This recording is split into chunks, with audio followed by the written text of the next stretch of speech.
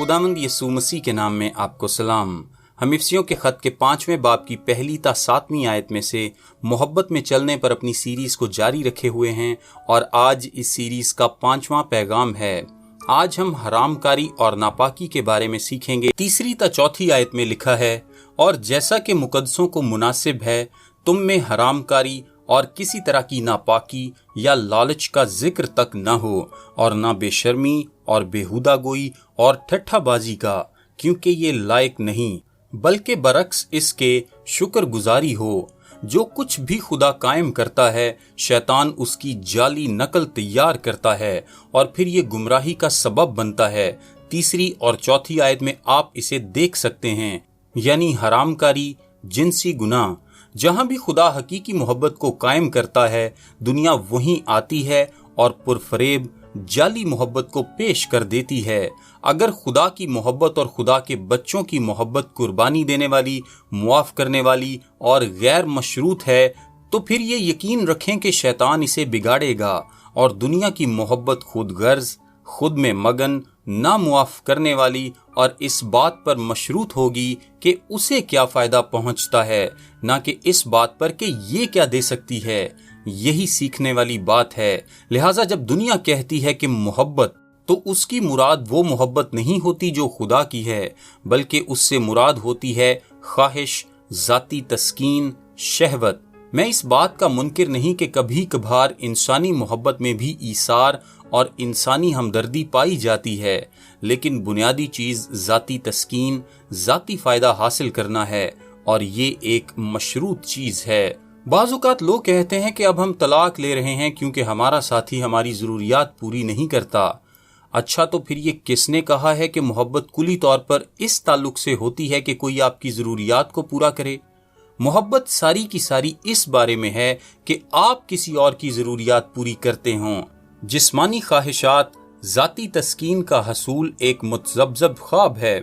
ये एक पुरफरेब बुलबुला है, और अगर आप अपनी सारी जिंदगी तखय्युलाती दुनिया ढूंढने की खातिर भागने में बसर करना चाहते हैं, तो फिर आप मायूस, मुफलिसुल हाल और उसे कभी ना पाते हुए खत्म हो जाएंगे।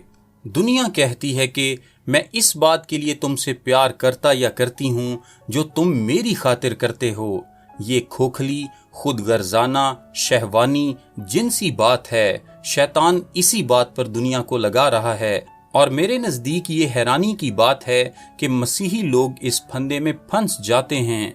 अजीज लोगों, मैं समझता हूँ कि आज के दौर में कलीसिया में तलाक के, अज़दवाज के तितर बितर होने और बेवफाई के मामले में यही कुछ वाक़े हो रहा है, और ये सब का सब इस एक असूल या बात पर मबनी है कि मसीही लोग उस मोहब्बत में नहीं चलते जिसकी तारीफ खुदा तय करता है। वो ऐसा नहीं करते। पौलुस यहाँ कहता है कि तुम में हरामकारी और किसी तरह की नापाकी या लालच का जिक्र तक न हो। हरामकारी की इस्तिलाह आप इस लफ्ज के बारे में जानते हैं। इसका जिक्र नए अहदनामे में इसकी इस्म हालत में कम से कम 35 मरतबा आया है। ये एक बड़ा मसला है। अगर किसी बात का जिक्र 35 बार आया है तो ये एक मसला है। हरामकारी के लिए यूनानी लफ्ज है पोर्निया, और इसका मतलब है जिनसी गुनाह जो किसी भी किस्म का हो, जिसकी कोई भी नौयत हो। यूनानी जुबान में एक इस्तिलाह एंक्रातिया पाई जाती है, और इस लफ्ज का मतलब है नज़्मो ज़ब्त और खुद पर काबू पाना। ये है इसका बुनियादी मतलब, और ये काबू रखने की उस कुव्वत को पेश करता है जो कोई शख्स अपने ऊपर रखता हो। सुकरात कहता है कि ये नुमायां खूबियों में से एक है। यही बात अफलातून ने कही और यही अरस्तु ने कहा। ये लफ्ज था खुद पर काबू पाना या जब्त रखना। वैसे ये नए अहदनामे में 10 मरतबा इस्तेमाल हुआ है, और इससे हमेशा मुराद खुद पर काबू पाने की है, जिसका तर्जुमा बाज़-औक़ात परहेज करना हुआ है, लेकिन ये एक ही मानी रखता है। लेकिन गौर करें कि इसकी हकीकी अहमियत कहाँ पर है। कदीम यूनानी लोग इसे जिनसी तौर पर खुद को काबू में रखने की तरफ इशारा करने के लिए इस्तेमाल करते थे। जिनसी तौर पर खुद को ज़ब्त में लाना, वो कहते थे कि ये जिनसी तौर पर अपने जज्बात पर गालिबाना, अपनी ख्वाहिशात से मावरा हो जाने की सलाहियत है। एंक्रातिया ऐसी इस्तिलाह है जो जिनसी तौर पर खुद पर ज़ब्त करने का मानी देती है। پھر یونانی لوگ کہتے تھے کہ اس لفظ کا ایک الٹ یا متضاد لفظ بھی ہے، پورنیا، اور اب آپ اسے الٹ کی روح سے دیکھ سکتے ہیں کہ اس کا کیا مطلب ہے، جنسی طور پر خود پر قابو رکھنے کی کمی ہونا۔ یہ ہے پورنیا، یہ انکراتیہ کا متضاد ہے، یہ ایسا رویہ ہے جو قابو سے باہر ہو، یہ بے ضابطگی ہے، یہ ان حدود سے باہر ہے جو کہ خدا طے کرتا ہے۔ ویسے اس کا مطلب ہے جانور کے ساتھ جنسی تعلق، ہم جنس پرستی۔ اسے اس تعلق کے بارے میں بتانے کے لیے بھی استعمال کیا جاتا تھا جو کہ بچوں کے ساتھ جنسی زیادتی کرنا ہے، بچوں کی عصمت دری، کسی بھی قسم کی ناپاکی، عصمت فروشی، طوائف کا کام کرنا، کوئی بھی ایسی بات جو اس زمرے میں آتی ہے، جنسی بے ضابطگی کی کوئی بھی نوعیت۔ ہماری زندگی میں اس کے لیے کوئی جگہ نہیں ہے۔ وہ کہتا ہے اس کا مقدسین کے درمیان ذکر تک نہ ہو، کبھی بھی نہ ہو۔ پہلا کرنتھیوں کے 6 باب میں پولس رسول کہتا ہے کہ ہماری زندگیوں میں اس کی کوئی جگہ موجود نہیں، بالکل بھی نہیں۔ اس نے کہا تم میں سے بعض ایسے تھے، تم ایسے ہوا کرتے تھے، یہ ماضی میں تھا، لیکن چونکہ تم یسوع مسیح کے پاس آ گئے ہو تو وہ سب ختم ہو گیا ہے، اس سب کے ساتھ نمٹا جا چکا ہے، یہ سب کا سب ماضی کا حصہ ہے، اس کے لیے کوئی جگہ نہیں ہے۔ یہ پیغام ابھی جاری حصہ ہے۔ اب بلا شبہ کرنتھیوں کے لوگ اس کے بارے میں ہر طرح کے احمقانہ دلائل پیش کر رہے تھے کہ گوشت جسم کے لیے ہے اور جسم گوشت کے لیے۔ یہ تو جسم سے تعلق رکھنے والا معاملہ ہے، جیسا کہ کھانا کھانا ہوتا ہے۔ پولس رسول کہتا ہے کہ یہ بالکل بھی حیاتیاتی یا جسمانی معاملہ نہیں ہے۔ کیا تم نہیں جانتے کہ تمہارا بدن مسیح کا ایک حصہ ہے؟ اور جب تم کسی کسبی کے ساتھ ملاپ کرتے ہو تو تم مسیح کو ایک کسبی کے ساتھ پیوست کرتے ہو، اور کسبی کسی ایسی شخصیت کو کہتے ہیں جو شادی سے باہر جنسی تعلق میں ملوث ہو۔ جب کوئی ایسا کام کرتا ہے تو یہ محض حیاتیاتی یا جسمانی بات نہیں ہے۔ آپ اس یسوع مسیح کو جس کے ساتھ آپ ایک ہیں کسی کسبی کے ساتھ شریک کرتے ہیں۔ یہ محض جسمانی معاملہ نہیں۔ اگر آپ محبت کی کسی بھی قسم کی بگڑی ہوئی حالت میں جی رہے ہیں تو پھر آپ کلیسیا میں تباہی کا باعث ہیں۔ اور پہلا کرنتھیوں کے 5 باب میں پولس رسول لکھتا ہے، یہاں تک سننے میں آیا ہے کہ تم میں حرام کاری ہوتی ہے۔ پھر وہ کہتا ہے، اور تم افسوس تو کرتے نہیں تاکہ جس نے یہ کام کیا وہ تم میں سے نکالا جائے، بلکہ شیخی مارتے ہو۔ اور پھر وہ کہتا ہے کہ تمہارا فخر کرنا خوب نہیں۔ پولس کلیسیا سے کہہ رہا ہے کہ تم اس شخص کو کلیسیا میں سے باہر نکال دو، اسے جسم کی ہلاکت کے لیے شیطان کے حوالے کر دو، تھوڑے سے خمیر کو سارا گندھا ہوا آٹا خراب نہ کرنے دو۔ اور پھر پولس رسول مزید کہتا ہے کہ اگر تم کلیسیا میں کوئی حرام کار پاؤ تو میں تم کو لکھتا ہوں کہ کسی حرام کار کے ساتھ صحبت نہ رکھنا۔ اگر کوئی بھائی کہلا کر حرام کار یا لالچی یا بت پرست یا گالی دینے والا یا شرابی یا ظالم ہو تو اس سے صحبت نہ رکھو، بلکہ ایسے کے ساتھ کھانا تک نہ کھاؤ۔ پہلا کرنتھیوں کے 5 باب کے مطابق وہ نکالا جائے۔ ایسا شخص کلیسیا کے لیے مضر ہے۔ اگر کوئی اس طور سے زندگی گزار رہا ہے تو ضرور ہے کہ اس کو کلیسیا سے نکال دیا جائے۔ مزید واضح ہے کہ ایسا شخص خدا کے فرزند کی طرح بالکل بھی نہیں چل رہا۔ دوسرا پطرس اس کا 2 باب بھی اس بات کو بیان کرتا ہے۔ اب پولس یہاں کہتا ہے کہ نہ حرام کاری نہ ناپاکی، یونانی میں ہے اکاتھارسیا، ناپاکی۔ یہ نئے عہد نامے میں 11 مرتبہ استعمال ہوا ہے۔ پہلی بار یسوع نے اسے بری، خراب، بدبودار چیز کی بابت بتانے کے لیے استعمال کیا، جو تب ہوتی ہے جب کوئی بدن گلتا سڑتا ہے اور کیڑوں سے بھر جاتا ہے۔ یسوع نے اسے اس طور سے استعمال کیا۔ یہ لفظ گلنے سڑنے، بدبو والی، برباد حال چیز کے لیے ہے۔ اب غور سے سنیں، یہ 11 مرتبہ استعمال ہوا ہے۔ یسوع نے جب سب سے پہلے اسے استعمال کیا ہے تو یہ قبر میں موجود کسی جسم کے گلنے سڑنے، نجاست اور خرابی کے بارے میں بات کرنے کے لیے استعمال ہوا۔ اگلی 10 بار جب یہ استعمال ہوا تو یہ جنسی بدی کے ساتھ منسلک ہے۔ اس سے مراد وہ بدی بھری گلنے سڑنے کی بدبو ہے جو جنسی گناہ کے ساتھ چلتی ہے۔ یہ بدکاری کے اعمال، خیالات، جذبات، تصورات اور سراسر بدمستیوں کی طرف، ان کے ہر پہلو کی طرف اشارہ کرتا ہے۔ یہ کوئی محبت نہیں ہے۔ آپ کہتے ہیں کہ لیکن یہ بڑی شاندار بات ہے کہ ہم تو محبت میں رہ رہے ہیں، لیکن یسوع مسیح کے مطابق یہ وہی لفظ ہے جو کیڑوں سے بھرے جسم کی گلتی سڑتی غلاظت اور خرابی کی بات کرتا ہے۔ یہاں کافی زوردار زبان استعمال ہوئی ہے۔ لوگ کہتے ہیں کہ لیکن ہم تو پیار میں ملوث ہیں۔ نہیں، آپ محبت میں نہیں، کیونکہ محبت ایسا نہیں کرتی۔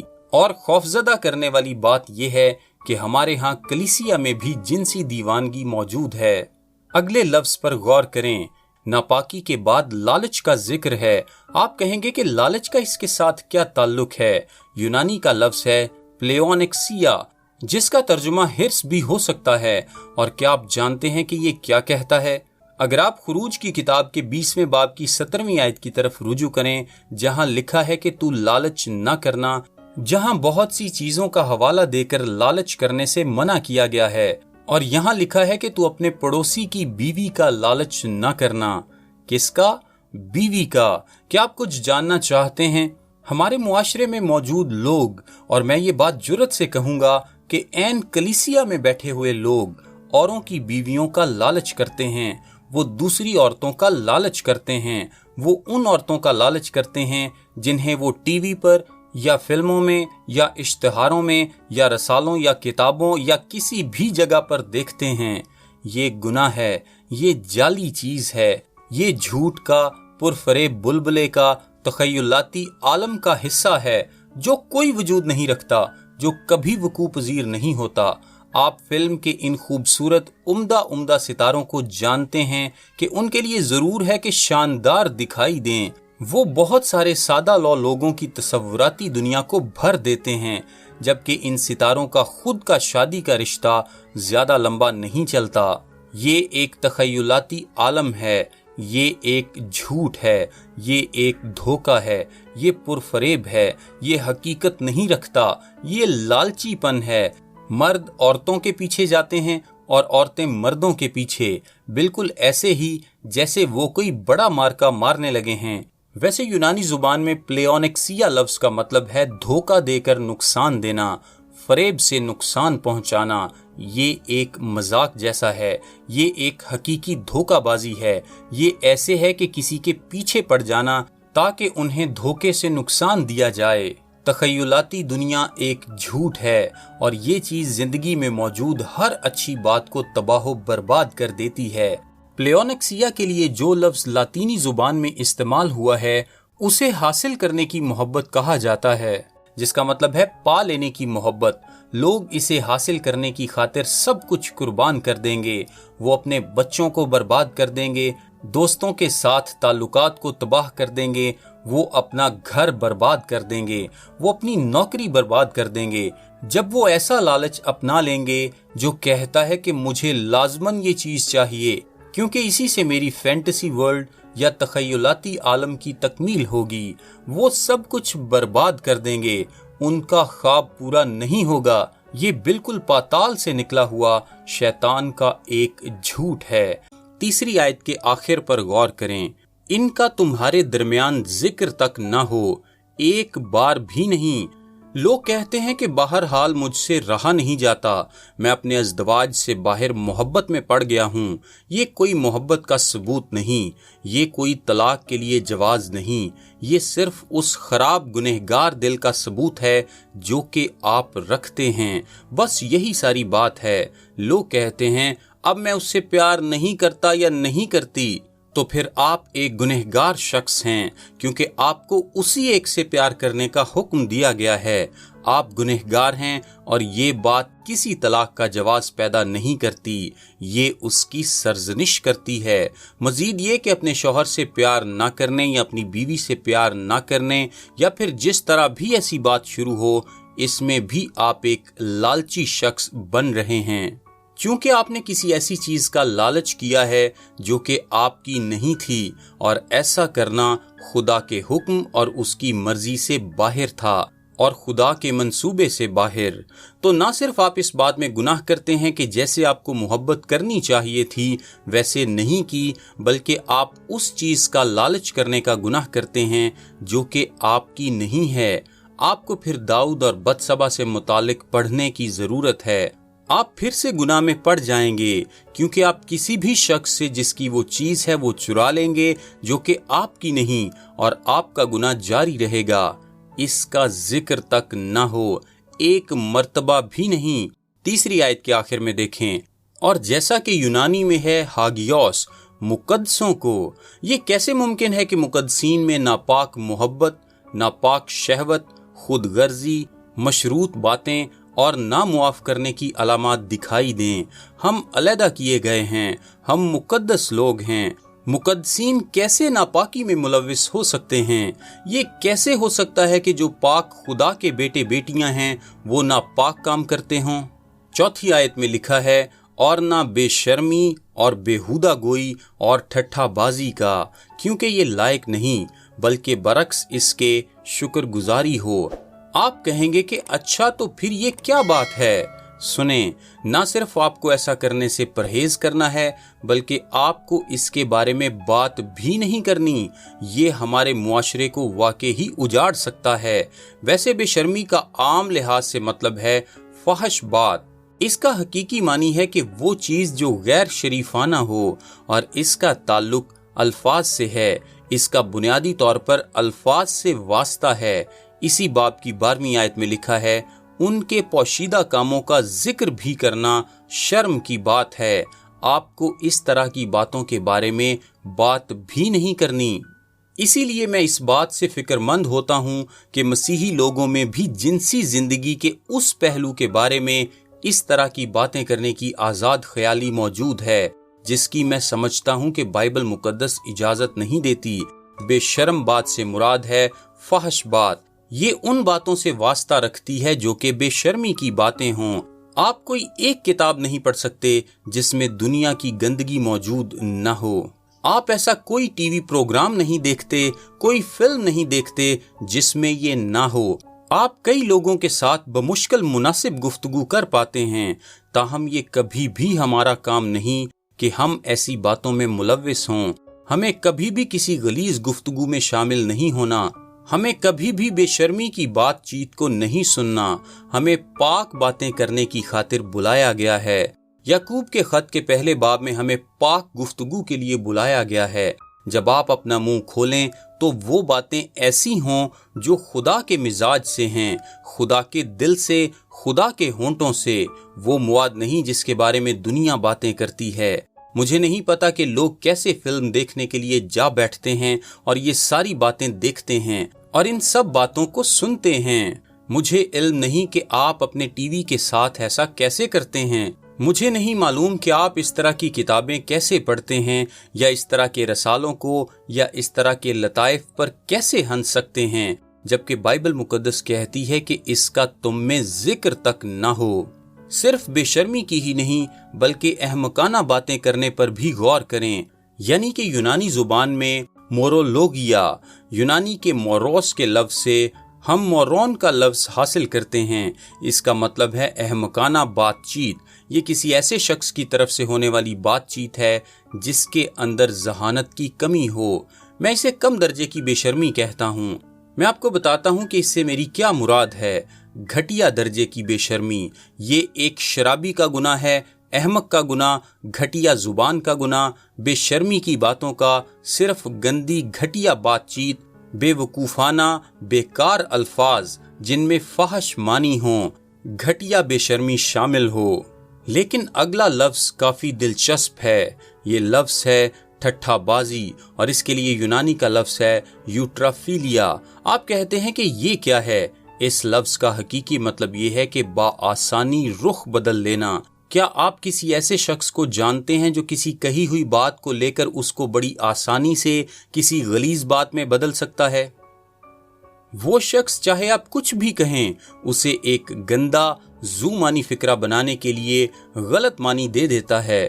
لہٰذا ایک طرف تو ایسا شخص ہے جو کسی شرابی یا احمق شخص کی بے وقوفانہ حماقت رکھتا ہے جو صرف غلیظ گھٹیا گفتگو کرتا ہے، دوسری طرف ایک شاطر انسان جس میں چالاکی پائی جاتی ہے، جو احمق تو نہیں لیکن ایک چالاک، گندی، मजाक की हिस्स रखता है, जो कि किसी भी बात को बआसानी पलट देता है ताकि एक ज़ुमानी बात अदा कर सके। दोनों सूरतों में ये जहन में पाया जाने वाला कूड़ा करकट है। दोनों सूरतों में ये किसी ऐसी चीज़ के बारे में गुफ्तगू करता है जो कि बदी से है।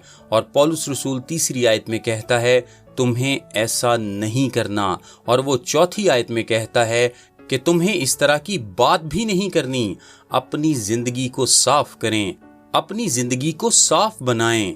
लिहाजा पौलुस कहता है कि मोहब्बत जिनसी शहवत, नापाकी, लालच में बिगड़ चुकी है, और ये सब जाती तस्कीन की खातिर है, और ये नामुआफी की बात है।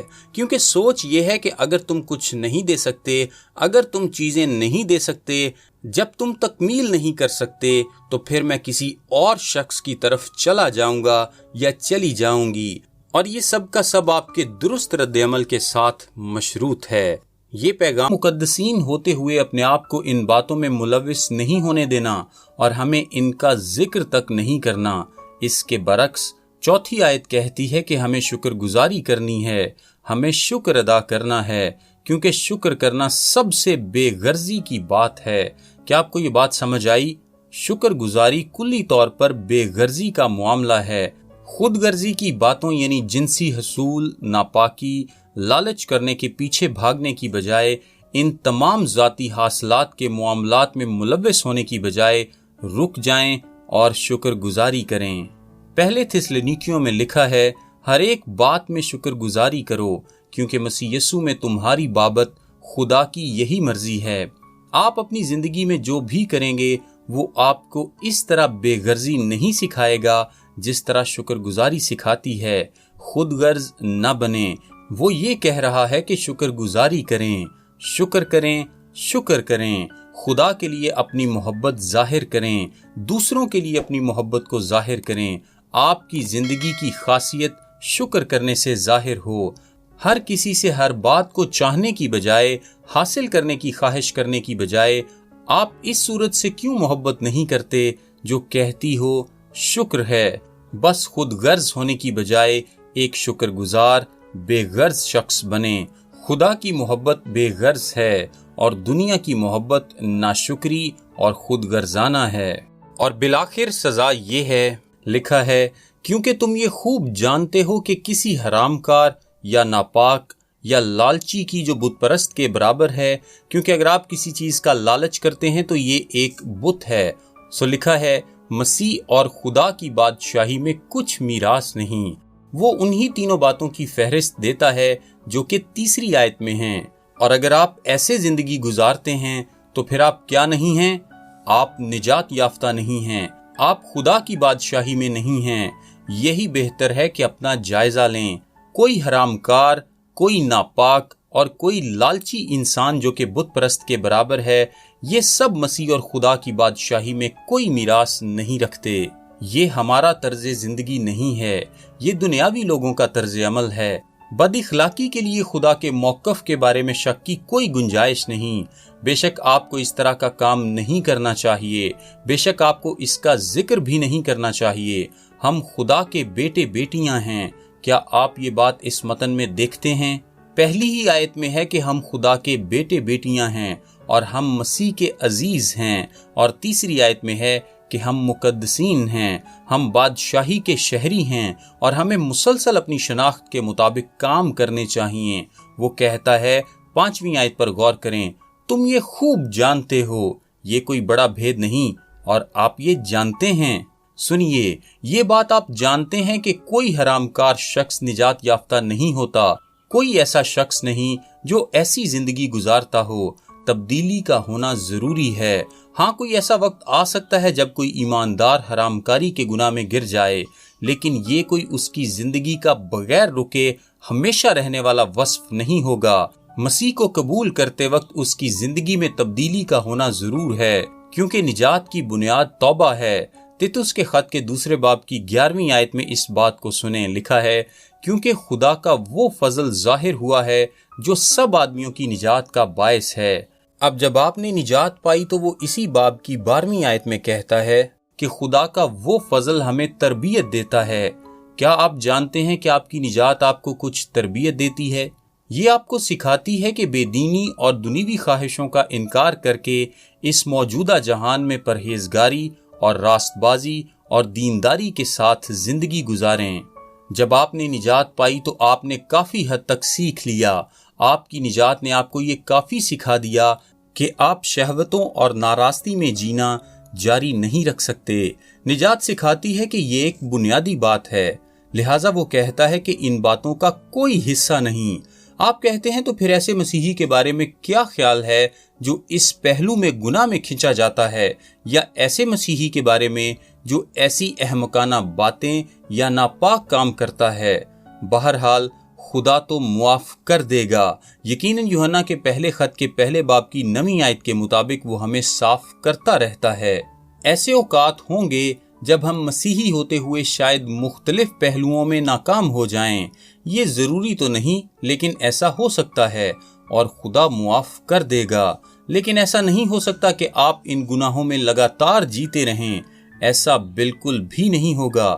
نجات کے وقت آپ کی زندگی میں جو تبدیلی آئے گی وہ پاکیزگی ہوگی، اور پھر اس کے بعد گناہ آپ کی زندگی میں کم سے کم ہوتا جاتا ہے۔ پھر 6 آیت میں وہ کہتا ہے کہ یہ ایک سزا ہے، وہ بادشاہی میں داخل نہیں ہوں گے۔ کوئی تم کو بے فائدہ باتوں سے دھوکہ نہ دے، کسی شخص کو یہ نہ بتانے دیں کہ آپ ایسا ایسا کر سکتے ہیں اور مسیحی بن سکتے ہیں۔ آپ کسی کو یہ نہ کہنے دیں کہ آپ اس طرح سے زندگی بسر کریں اور خدا آپ کو معاف کر دے گا۔